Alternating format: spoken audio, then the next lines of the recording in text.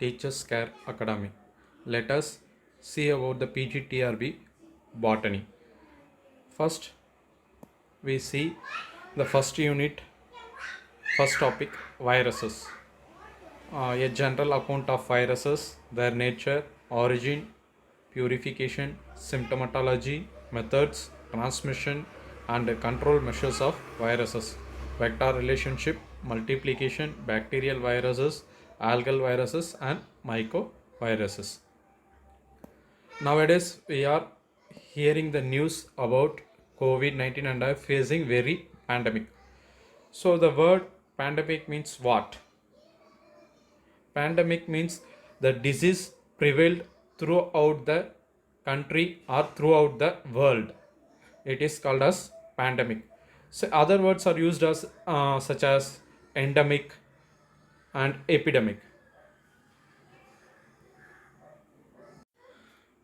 What is pandemic? Epidemic becomes widespread and affects a continent or the entire world is pandemic. Then what we are using the words endemic, epidemic, endemic. Okay, you are using the word endemic means disease present in a community relatively so frequencies. For example, dengue. It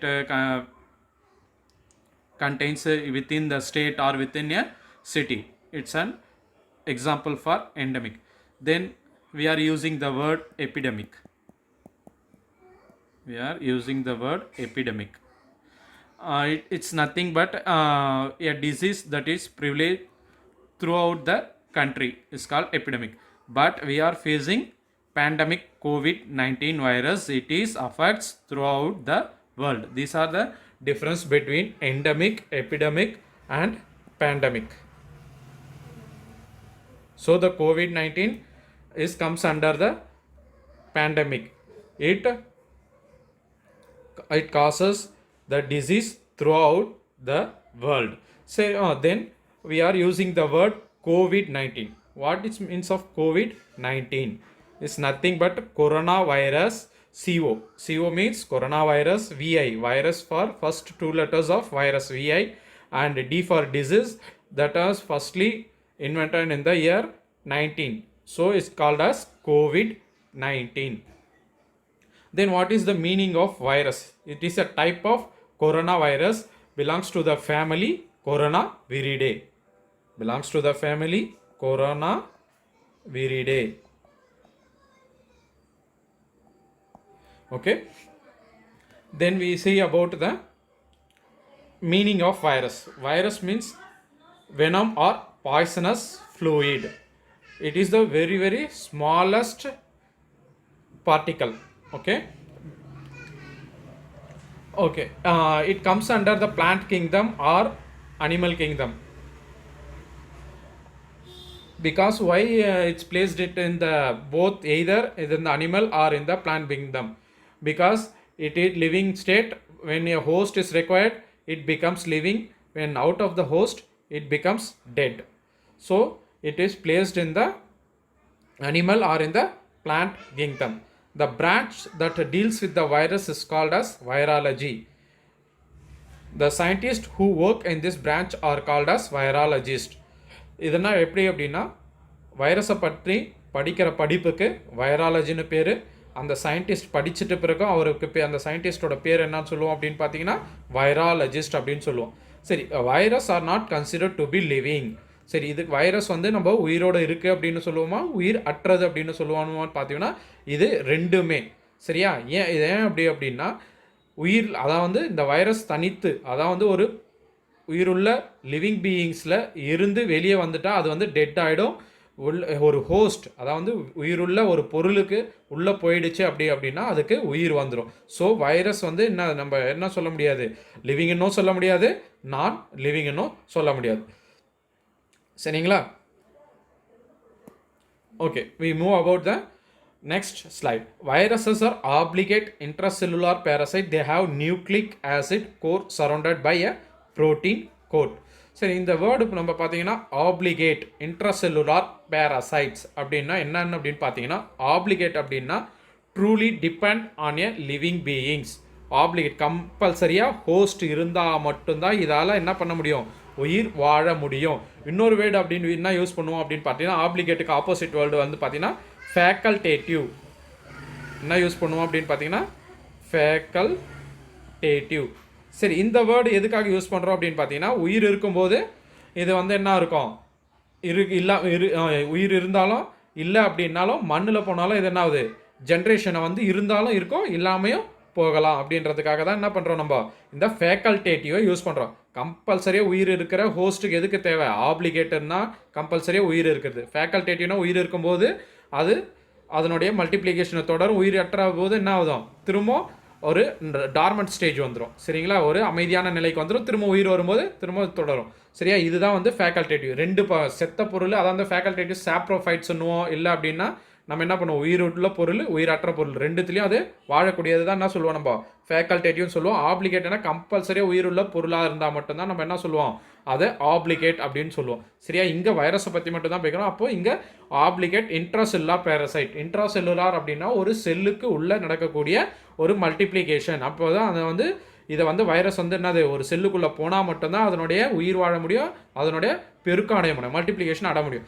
சரிங்களா, next பார்த்தீங்கன்னா they have nucleic acid core surrounded by a protein coat. சரிங்களா, இங்கே என்ன அப்படின்னு பார்க்குறீங்கன்னா, nucleic acid அப்படின்னா இது வேற ஒன்றும் இல்லை, டிஎன்ஏ ஆர் ஆர்என்ஏ. சரியா, இப்போ நம்ம மனிதர்கள்லாம் என்ன இருக்குது, டிஎன்ஏ இருக்குது. சரிங்களா, பிளான்ஸ்க்கெல்லாம் பார்த்தீங்கன்னா ஆர்என்ஏ இருக்குது. ஒரு சில எக்ஸப்ஷன் எல்லாம் இருக்குது, அதை அடுத்த கிளாஸில் நம்ம வரும்போது பார்க்கலாம். சரிங்களா, இப்போ டிஎன்ஏ அல்லது ஆர்என்ஏ இது ரெண்டுமே இருக்குமா அப்படின்னு கேட்டிங்கன்னா கண்டிப்பாக இருக்காது. சரி, இது மட்டுமே இருக்குமா அப்படின்னு பார்த்தீங்கன்னா இல்லை, இதை சரௌண்ட் பண்ணி என்ன இருக்கும், surrounded by a protein coat. சரிங்களா, ஒரு புரத உரை இதை சூழ்ந்து காணப்படும். சரிங்களா, ரெண்டாவது, viruses reproduce only inside a living cell that serves as a host. சரிங்களா, இங்கே பாருங்கள், ஏற்கனவே நான் சொல்லியிருப்பேன், வைரஸ் உயிருள்ள பொருளில் மட்டும்தான் என்ன ஆகும், பெருக்கம் அடையும், multiply only in the living cells. சரியா, அது என்ன ஆகும், ஹோஸ்ட் அப்படின்னா உயிர், அதாவது என்னது, வெளியிலேருந்து வரக்கூடிய பொருளை ஏற்றுக்கக்கூடிய ஒரு இதுதான் என்ன சொல்கிறோம் நம்ம, ஹோஸ்ட். சரி, கீழே வந்தீங்கன்னா அடுத்தது பாருங்கள், த nucleic acid is either DNA R RNA but both to not remain together. இதே தான் நான் ஏற்கனவே சொன்னேன், டிஎன்ஏ இருக்கும் அல்லது ஆர்என்ஏ இருக்கும். அனிமல் வைரஸாக இருந்தால் என்ன இருக்கும், அது டிஎன்ஏவாக இருக்கும். பிளான்ட் வைரஸாக இருந்தால் என்ன இருக்கும், அது ஆர்என்ஏவாக இருக்கும். ஒரு சில எக்ஸப்ஷன்ஸு இருக்க தான் செய்யும், அது அடுத்தடுத்த கிளாஸில் நம்ம பார்க்கலாம். சரிங்களா, ரெண்டுமே இருக்குமா அப்படின்னு கேட்டிங்கன்னா கண்டிப்பாக இருக்காது. சரி, இதனோட ஹிஸ்ட்ரி ஆஃப் வைரஸஸ்.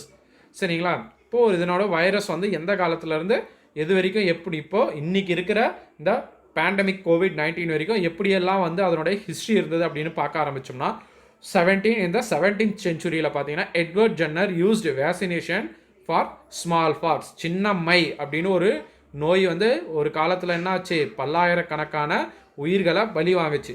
சரிங்களா, அந்த நோய்க்கு யார் முதல்ல வேக்சினேஷன் கண்டுபிடிச்சாரு, எட்வர்ட் ஜென்னர் அப்படின்றவர் தான் வேக்சினேஷனை கண்டுபிடிச்சார்.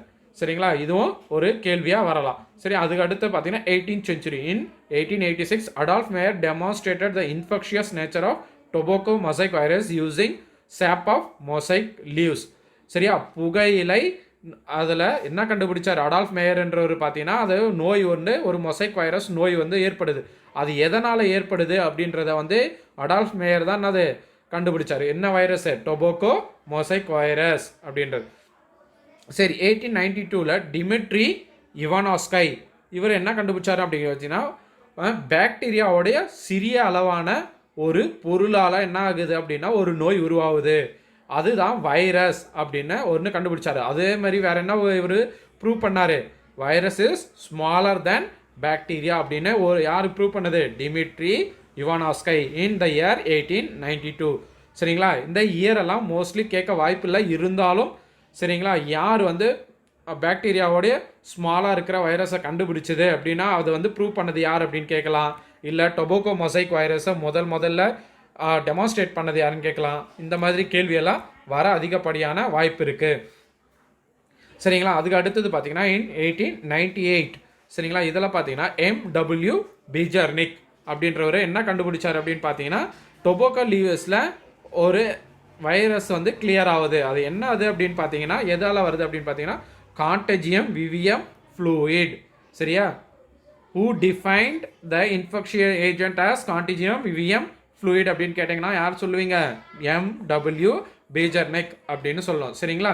சரி, அதுக்கப்புறம் பார்த்தீங்கன்னா சரி பாக்டீரியாவே இருக்கிறது சின்னது, அதோட சின்னது வந்து வைரஸ் அப்படின்னு சொல்லிட்டோம். சரி, இந்த வைரஸ் என்ன பண்ணுது அப்படின்னா அதை வந்து அனிமல்ஸை தாக்குறதையும் இல்லை விட்டுட்டு பிளான்ட்ஸையும் இது இன்ஃபெக்ட் பண்ணுது. இது இல்லாமல் வேற என்ன வேலையும் பண்ணுது? இது பாக்டீரியாவையும் என்ன பண்ணுது? தாக்கி அழிக்கக்கூடிய ஒரு சூழ்நிலை வருது. சரி, அதுக்கு என்ன பண்ணுறாங்க அப்படின்னா அது யார் முதல்ல கண்டுபிடிச்சாருன்னு பார்த்தீங்கன்னா 1915 எஃப்டபிள்யூ ட்ராவர்ட் அப்படின்றவர் தான் என்ன பண்ணார் ஃபஸ்ட்டு அதை கண்டுபிடிச்சார். சரிங்களா? அடுத்தது பார்த்தீங்களா அப்படின்னா டி ஹெரெல் இந்த இயர் 1917 காயின்டு த டேர்ம் பாக்டீரியோபேஜ். சரி, ஃபஸ்ட்டு யார் பாக்டீரியோபேஜ் என்ற டேர்மை காயின் பண்ணாங்க அப்படின்னு பார்த்தீங்கன்னா யார்? டி ஹெரெல். இதை நோட் பண்ணி வைங்க. சரிங்களா? அதுக்கப்புறம் பார்த்தீங்கன்னா ஹியூமன் இம்யூனோ டெஃபிஷியன்சி வைரஸ். சரிங்களா? இது எதனால? இது எங்கே கேள்விப்பட்டிருப்பீங்க? எய்ட்ஸ் எதனால் உருவாகுது அப்படின்னு பார்த்தீங்கன்னா என்ன சொல்லுவீங்க? HIV human immuno virus deficiency வைரஸால் தான் எய்ட்ஸ் உருவாகுது. சரி, இதை யார் ஃபஸ்ட்டு டிஸ்கவர் பண்ணாங்க அப்படின்னு பார்த்தா லுக் மாண்டெக்னர் அண்ட் ராபர்ட் கேலோ. சரியா? இவங்க தான் என்ன பண்ணாங்க? இதை முதல்ல கண்டுபிடிச்சாங்க. சரியா? அடுத்த ஸ்லைடு. சரி, இதனுடைய வைரஸோட size and shape of virus. சரி, வைரஸ் வந்து ஏற்கனவே நான் சொல்லியிருக்கேன் பாக்டீரியாவோட virus are much smaller than bacteria. சரியா? வைரஸ் வந்து பாக்டீரியாவோட ரொம்ப ஸ்மாலாக இருக்கும். சரி, 20லேருந்து 300 நேனோமீட்டர். சரியா? இங்கே அளவுகோல் நம்ம ஏற்கனவே ஒரு ஸ்கேல் அழுத்தம்னா என்ன பண்ணுவோம்? சென்டிமீட்டர் சொல்லுவோம், மில்லிமீட்டர் சொல்லுவோம், இந்த மாதிரி தான். அதுக்கப்புறம் மீட்டர், கிலோமீட்டர், இந்த மாதிரி தான் என்ன பண்ணுவோம்? ஒரு நீள அளவை நம்ம சொல்லிகிட்டே போவோம். இங்கே வந்து சேஸும் இதனோட சைஸும் ஷேப்பும் பார்த்தீங்கன்னா ரொம்ப சின்னது. அப்போது அதனுடைய எஸ்ஐ யூனிட். சரியா? எஸ்ஐ யூனிட் அப்படின்றது இங்கே அதை சொல்கிறாங்க. சரியா? அது அளக்கறதுக்கான அதனுடைய எஸ்ஐ யூனிட் பேர் அப்படின்னு பார்த்தீங்கன்னா நேனோ மீட்டர். சரியா? அந்த எஸ்ஐ கோடு வந்து என்எம் மெட்ரிக் சிஸ்டம். சரியா? A metre is a billionth of a portion of the marking. சரிங்களா? இங்கே பாருங்கள் லென்த் ஆஃப் த யூனிட். ஒரு மெட்ரிக் சிஸ்டம் தான் வந்து ஒரு மீட்டரே வந்து எவ்வளோ வந்து பண்ணால் நேனோமீட்டர் அப்படின்றது வேறு ஒன்றுமே கிடையாது. சரிங்களா? ஒரு மீட்டரை பில்லியன்த் போர்ஷன் ஆஃப் மார்க்கிங், அதை வந்து அத்தனை துண்டாக பண்ணோம்னா வரக்கூடியது தான் என்ன சொல்கிறோம் நம்ம? ஒரு நேனோ மீட்டர் அப்படின்னு சொல்கிறோம். சரியா? இங்கே ஒரு சில வைரஸஸோட சைஸை வந்து டிஃபைன் பண்ணியிருக்காங்க. சரியா? அதை பார்ப்போம். பார்வோ வைரஸ் அப்படின்னா 18 to 26 nanometre. Tobacco mosaic virus 7.5 nanometer into 300 nanometer. Tulip mosaic virus 28 nanometer. Polio virus 27 into 30 nanometer. Influenza virus 80 nanometer into 120 nanometer. Smallpox virus 400 nanometer into. சரிங்களா? இது எல்லாமே என்னது? ஒரு சில வைரஸஸோடைய சைஸோட பர்டிகுலர்ஸ். சரிங்களா? இதை ஜஸ்ட் ஒரு இன்ஃபர்மேஷனுக்காக பார்த்து வச்சுக்கோங்க. சரிங்களா? இதெல்லாம் சரி. இப்போ வந்து ஒரு புதுசாக ஒரு வைரஸ் அதான் வந்து வைரஸே ரொம்ப சின்னது, அதுலேயும் வந்து மிகப்பெரிய வைரஸ் அப்படின்னு பார்த்தீங்கன்னா கண்டுபிடிச்சிருக்காங்க. சரிங்களா? நிறைய மெகா வைரஸ் அப்படின்னு ஒரு வைரஸும் இருக்குது. சரிங்களா? சரி, இப்போ இங்கே வந்து பார்த்தீங்கன்னா இதனோட சைஸோட ஷேப்பை பாருங்கள். இப்போ நம்ம ரத்த சிவப்பு அணுக்கள் red blood corpuscles red blood cell அப்படின்னு இருக்கா, அதோட கம்பேர் பண்ணும்போது இங்கே பார்த்தீங்கன்னா ஒரு ஈகாலை பாக்டீரியம். சரியா? ஈகாலை பாக்டீரியாவோட சைஸ் எவ்வளோ இருக்குது? 1000 நேனோமீட்டர். பாருங்கள் இதனுடைய சைஸை பாருங்கள். இப்போது இங்கே இருக்கிற சைஸை பாருங்கள் எவ்வளோ சின்னதாக இருக்குது. சரிங்களா? இப்போது அதனுடைய பாக்டீரியா பேஜோட சைஸை கம்பேர் பண்ணி வைரஸ் வைரஸ் வந்தீங்கன்னா இதுதான் பாக்டீரியா பேஜ். இங்கே அதனோட சைஸை பாருங்கள். ஈகோலை பாக்டீரியத்தோட கம்பேர் பண்ணும்போது பாக்டீரியா பேஜ் எவ்வளோ சின்னதாக இருக்குது. சரி, அங்கேருந்து ஸ்மால் பாக்ஸ் வைரஸ் இது வந்து ஸ்மால் பாக்ஸ் வைரஸ். சரிங்களா? பாக்டீரியாவோட கம்பேர் பண்ணும்போது ஸ்மால் பாக்ஸ் வைரஸ் எவ்வளோ சின்னது, டொபாக்கோ மொசைக் வைரஸ் எப்படி இருக்குது, பாக்டீரியா பேஜ் எப்படி இருக்குன்னு நீங்களே பார்த்துருங்க. சரிங்களா? இது எல்லாமே என்னது? Polio virus. பாருங்கள் இது ரொம்ப இருக்கிறதுலே ரொம்ப சின்னது பாக்டீரியல் ரிபோசோம்ஸ். அதோட போலியோ வைரஸ் எவ்வளோ? 30 நேனோமீட்டர் தான் இது சைஸு. சரிங்களா? இது எல்லாமே என்னத்துக்கு நம்ம சொல்கிறோம் அப்படின்னு பார்த்தீங்கன்னா சைஸ் ஆஃப் வைரஸ். சரி, when compared to the bacteria it is very very smaller